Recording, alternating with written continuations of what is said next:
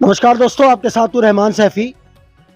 और आज मेरे साथ एमसीडी पर्यावरण सहायक यूनियन के शादरा साउथ जोन के अध्यक्ष और साथ ही इस यूनियन के संगठन मंत्री श्री जोगिंदर बहुत जी मेरे साथ यहाँ मौजूद हैं। और क्योंकि शादरा साउथ जोन के अध्यक्ष भी हैं साथ ही, इसलिए दायित्व और बढ़ जाते हैं।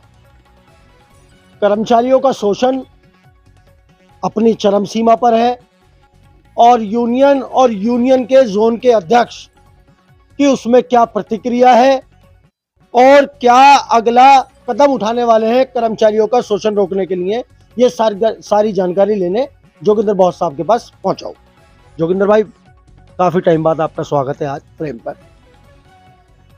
कर्मचारियों का शोषण, चाहे वो शादरा नॉर्थ हो, शादरा साउथ हो या इस दिल्ली के 12 जोनों में से कोई सा भी वार्ड हो, रुकने का नाम नहीं ले रहा। क्योंकि आप अब जोन के अध्यक्ष की कुर्सी पर विराजमान है, आपके दायित्व बढ़ जाते हैं। कर्मचारी कहीं ना कहीं आपसे आस लगाएगा। क्या कर्मचारी की वो आस वहीं की वहीं रहेगी या अब खत्म होने की कगार में पहुंचेगी? क्या करेंगे अपनी इस कुर्सी के माध्यम से? पहले तो मैं बहुत बहुत धन्यवाद करूंगा सैफी साहब आपका, इस चैनल का, क्योंकि आप लोगों की वजह से हमारे जो कर्मचारी है वो सुरक्षित है और हम नेतागणों की जो आज घर घर जो आवाज़ जा रही है वो आपके चैनल के माध्यम से जा रही है और आपकी वजह से जा रही है। मैं बहुत बहुत धन्यवाद करूंगा आपका।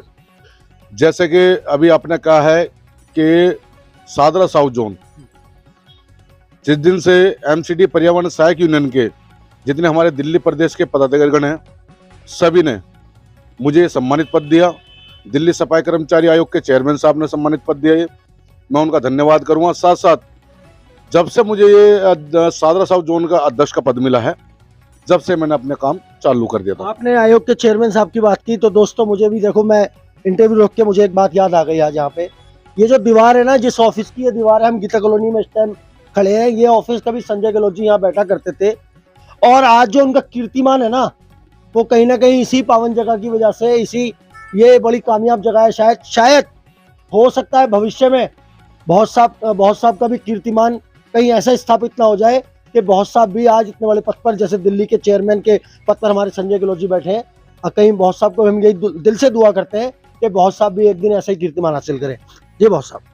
तो उसके अकॉर्डिंग में अपना जो मुझे कार्य करना था, जो हमारे शादरा साउथ जोन के कर्मचारी है, मैं डी साहब से मिला जाकर, क्योंकि ये जब से ऑनलाइन सैलरी हुई है, उस सैलरी की वजह से हमारे कुछ कर्मचारियों की सैलरी, क्योंकि किसी के बायोमेट्रिक नंबर गलत हो रहे, किसी कर्मचारियों को दो कर्मचारियों को एक ही बायोमेट्रिक नंबर मिल रहा, उसकी वजह से बहुत समस्या खड़ी हो गई थी।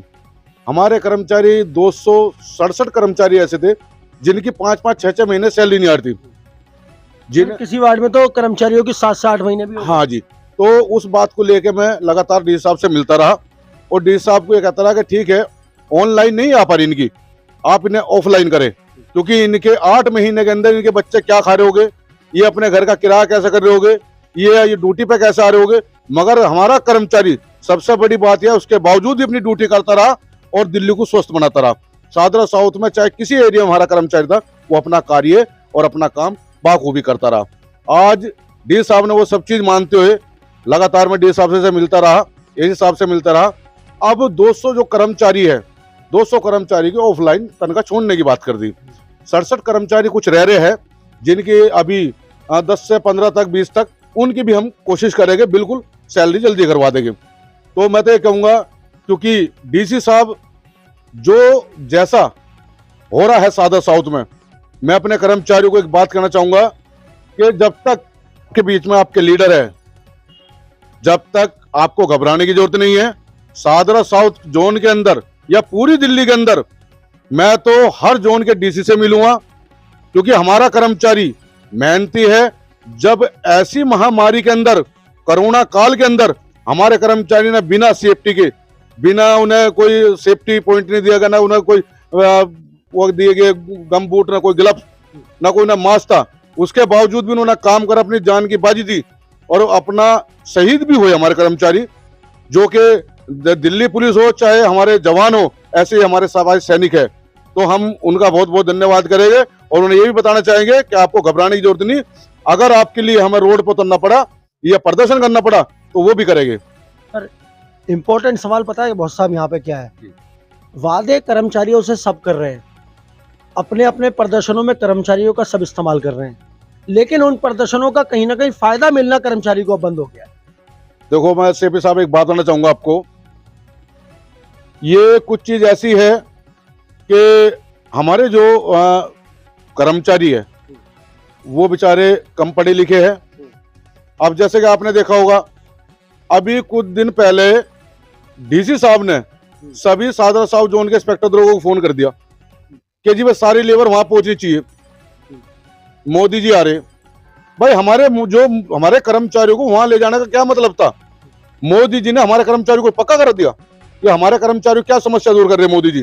तो मैं तो एक बात कहूंगा प्रधानमंत्री जी से भी, अगर हमारे डीसी साहब ने सभी इंस्पेक्टर दरोगा को फोन करा है और अगर सभी इंस्पेक्टर दरोगा अगर लेके गए हैं वहां से मोदी जी की रैली में, तो कम से कम कोई ऑर्डर तो होगा।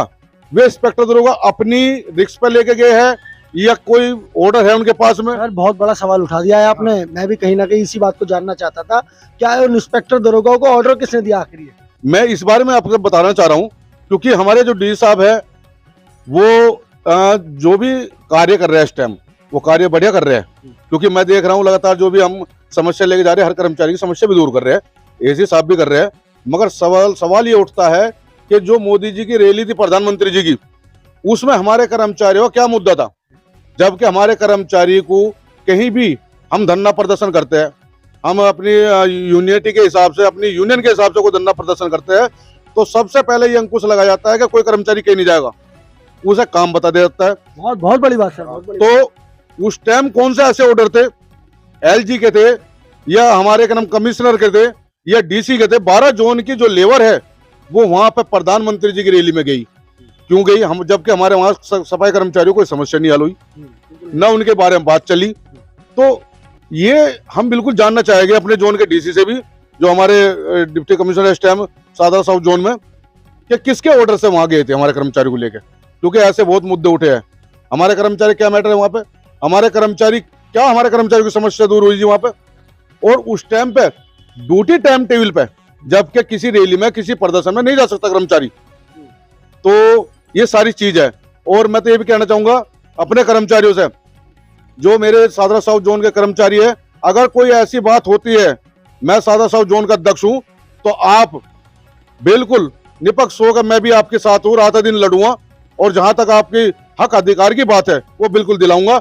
अगर आपके सामने कोई दोबारा ऐसी बात आती है तो सबसे पहले उस दरोगा को, उस इंस्पेक्टर को और डिप्टी कमिश्नर को आप ये पूछ सकते हो कि दिखाओ कौन से ऑर्डर है जी, जब जाना आप किसी की रैली में। जिस तरह से दिल्ली में आम आदमी पार्टी की सरकार है और आज निगम के अंदर भी आम आदमी पार्टी सरकार है, कर्मचारी कहते हैं कि मेयर साहिबा के पास कर्मचारियों के पास मिलने के लिए ना तो समय, ना कोई ऐसी बात, ना ऐसी कोई वस्तु, ना ऐसा कोई ऑर्डर है जिससे कर्मचारियों का भला हो सके। कितनी सच्चाई मानते हैं आप? देखिए सीपी साहब, एक चीज बताना चाहूंगा, हमारा एक नारा है कि जो पार्टी हमारा भला करेगी सफाई कर्मचारियों का, मजदूरों का, हमारे लिए वो जिंदाबाद है, बाकी मुर्दाबाद है। जैसे कि आपने बात करी आम आदमी पार्टी की, मेयर साहब बैठी हुई है, पूरी दिल्ली उनके हाथ में, सफाई कर्मचारी सभी उनके हाथ में। अभी कुछ दिन पहले उन्होंने एक बात रख दी थी कि हम 5000 कर्मचारियों को पक्का कर रहे हैं। 5000 कर्मचारी अब से पहले 2013 में हो चुके परमानेंट, उन्हें वे ये सोच रहे कि हम उन्हें परमानेंट दिखा के और खुद उसका क्रेडिट ले जा, तो ऐसा तो हो नहीं सकता। अगर इसके अलावा अगर वे 5000 पोस्टें क्रिएट करते या यहाँ से सूची मंगाते जोन से, उसके बाद वो परमानेंट करते, पोस्टें लाते, तो जब मानते परमानेंट कर रहे हैं, तो ये तो एक झूठे वादे हैं और जो आम आदमी पार्टी हमेशा देती आ रही। निगम के अधिकारियों की वजह से जो भ्रष्टाचार होता है, घोटाले होते हैं, क्या उसका असर एक साधारण से कर्मचारी की जीवनी पर पड़ता है? बिल्कुल पड़ता है, क्योंकि हमारा कर्मचारी 20-20 साल हो चुके, अभी तक परमानेंट नहीं हो पाया, जबकि हमारे कर्मचारी को परमानेंट हो जाना चाहिए 2 साल में, 3 साल में, 4 साल में, 5 साल में, सर वो परमानेंट नहीं हो पा रहा। उसके बावजूद भी जो अधिकारी है, चाहे वो जोन लेवल का हो, चाहे वार्ड का हो, चाहे कोई भी हो, वो अधिकारी को 2 लाख मांग रहा है उससे, कोई 3 लाख मांग रहा, कोई 1.5 लाख मांग रहा, कोई उससे 1 लाख मांग रहा। जो कर्मचारी 20 साल हो चुके परमानेंट नहीं हुआ, जिसके बच्चे भी जवान हो चुके, जिसके सर पर छत नहीं, वो बेचारा इतने पैसे कहां से ला के देगा। मैं तो ये कहना चाहूंगा कि जितने अधिकारी हैं, अगर कोई भी हमारे कर्मचारी से पैसा मांगता है तो वो कर्मचारी आकर शिकायत मुझे कर सकता है, मैं उसे निष्पक्ष पक्का हुआ करवा कर लाऊंगा। और किसी अधिकारी को, अगर कोई भी अधिकारी आपसे पैसा मांगता है तो किसी अधिकारी को पैसा देने की जरूरत नहीं, मैं आपके साथ खड़ा हूं, चाहे मुझे डी साहब के पास भी जाना पड़ जाए।